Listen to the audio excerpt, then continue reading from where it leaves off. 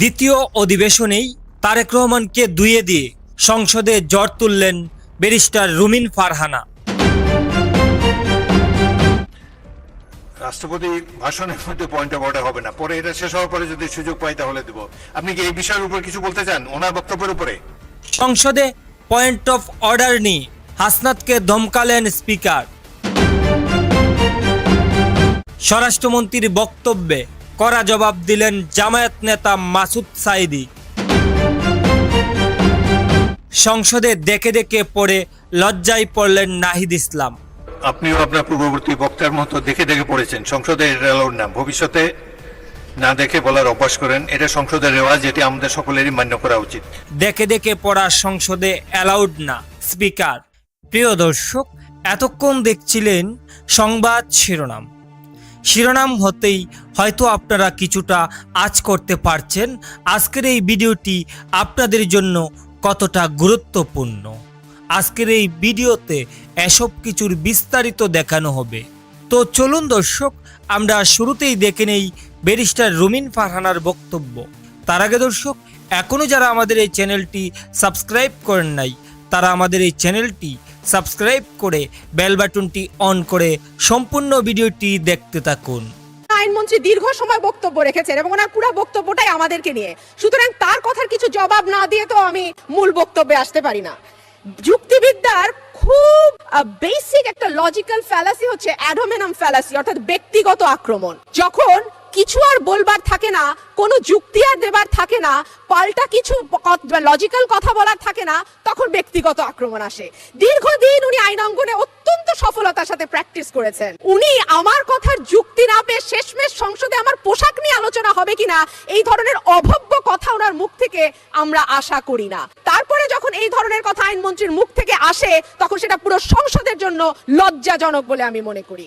ওনাকে মনে করিয়ে দেই, পদ্মা সেতু নিয়ে ওনারা চাইলে আলোচনা করতেই পারেন এবং সেই আলোচনার জন্য একটি দিন নির্ধারিত হয়েছিল। 147 বিধিতে আলোচনা হয়েছে, সরকারি দলের সকল সদস্য মোটামুটি সেই আলোচনায় অংশ নিয়েছেন, আমরাও আলোচনায় অংশ নিয়েছি। তারপরেও পুরো বাজেট অধিবেশন যেহেতু এই পদ্মা এবং বিএনপি কে নিয়েই হয়েছে, সুতরাং এটার বাজেট অধিবেশন না বলে আমি প্রস্তাব করেছিলাম এর নাম পদ্মা অধিবেশন রাখবার জন্য। আইনমন্ত্রী নানান কথা বলতে গিয়ে একটু ভুলভাল কথাও বলে ফেলেছেন।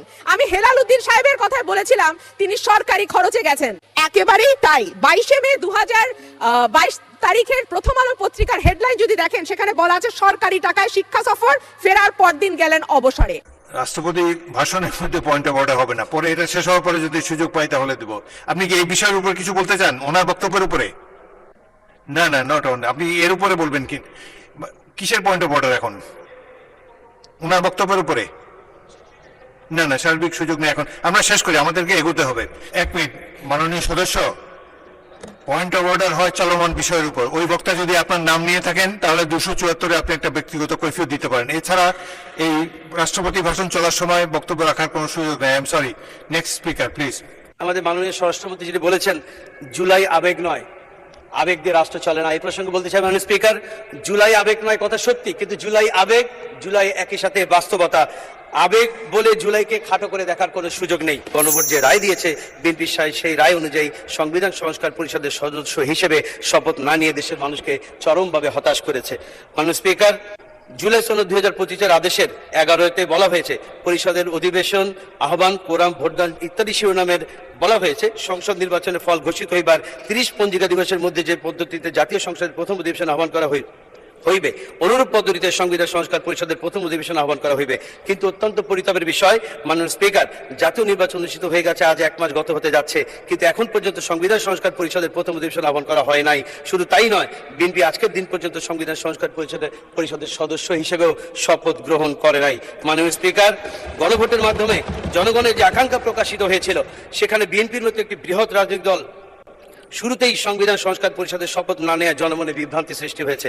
বিএনপি জুলাই সনদে বিশ্বাসী কিনা, গণ অভ্যুত্থানের গণকাঙ্ক্ষার প্রতি শ্রদ্ধাশীল কিনা, জনগণের প্রত্যাশা অনুযায়ী সংবিধান সংস্কার করে নতুন এক বাংলাদেশ বিনিময় করবে কিনা, এসব প্রশ্ন এখন জনমনে ঘুরপাক খাচ্ছে। মাননীয় স্পিকার, আমরা আশা করি সকল জল্পনা কল্পনা অবসান ঘটিয়ে বিএনপি জনগণের অভিপ্রায় অনুযায়ী জুলাই জাতীয় সনদ বাস্তবায়ন আদেশ 2025 এবং গণভোট 2026-এর গণরায় অনুযায়ী সংবিধান সংস্কার পরিষদের সদস্য হিসেবে শপথ নেবে এবং দেশের মানুষের 70% মানুষের হ্যাঁ পক্ষে রায় দিয়েছে। এই দুটো ভোট একসঙ্গে হয়েছে। একই সঙ্গে ফল প্রকাশ হয়েছে। গেজট। ধন্যবাদ মাননীয় সদস্য। আচ্ছা, 1 মিনিট বলেন। ধন্যবাদ মাননীয় স্পিকার। আমি আমাদের এখানে যে আলোচনা হয়েছে, আমাদের মাননীয় স্বরাষ্ট্রমন্ত্রী যিনি বলেছেন জুলাই আবেগ নয়, আবেগ দিয়ে রাষ্ট্র চলে না, এই প্রসঙ্গে বলতে চাই মাননীয় স্পিকার, জুলাই আবেগ নয় কথা সত্যি, কিন্তু জুলাই আবেগ, জুলাই একই সাথে বাস্তবতা। আবেগ বলে জুলাইকে খাটো করে দেখার কোনো সুযোগ নেই। মাননীয় স্পিকার, 50 ঘন্টার আলোচনার যে বিষয়টি এখানে উপস্থাপন করা হয়েছে, সেখানে সকল সংসদ সদস্যরা যাতে নির্বিঘ্নে আলোচনা করতে পারে, সেজন্য 50 ঘন্টার আলোচনার কথা মাননীয় বিরোধী নেতা উত্থাপন করেছিলেন, কিন্তু এটিকেও খাটো করে দেখা হয়েছে। আরেকটি কথা মাননীয় স্পিকার, জুলাই আইন ও অধ্যাদেশ ব্যাপারে মাননীয় স্বরাষ্ট্রমন্ত্রী উল্লেখ করেছেন। তিনি বলছেন জুলাই আইনও না অধ্যাদেশও নয়, কিন্তু সংবিধানের 152-তে বলা হয়েছে সকল অধ্যাদেশী আইন। সুতরাং তিনি এই মন্তব্যটি তার দায়িত্বশীল মন্তব্য হয়নি। আমরা আশা করি ভবিষ্যতে তিনি দায়িত্বশীল মন্তব্য করবেন। মাননীয় স্পিকার, আমাকে কথা বলার সুযোগ দেন। আপনিও আপনার পূর্ববর্তী বক্তার মতো দেখে দেখে পড়েছেন। সংসদে এটা অ্যালাউড না, ভবিষ্যতে না দেখে বলার অভ্যাস করেন। এটা সংসদের রেওয়াজ, যেটি আমাদের সকলেরই মান্য করা উচিত।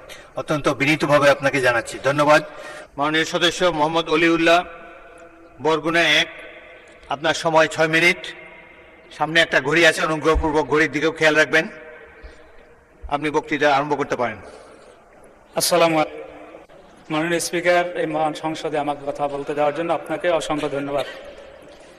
মাননীয় স্পিকার, ফ্যাসিবাদ বিরোধী দীর্ঘ লড়াইয়ের ধারাবাহিকতায় 24 জুলাইয়ের গণ অভ্যুত্থানে হাজারো মানুষের আত্মত্যাগের বিনিময়ে আজকের এই সংসদ।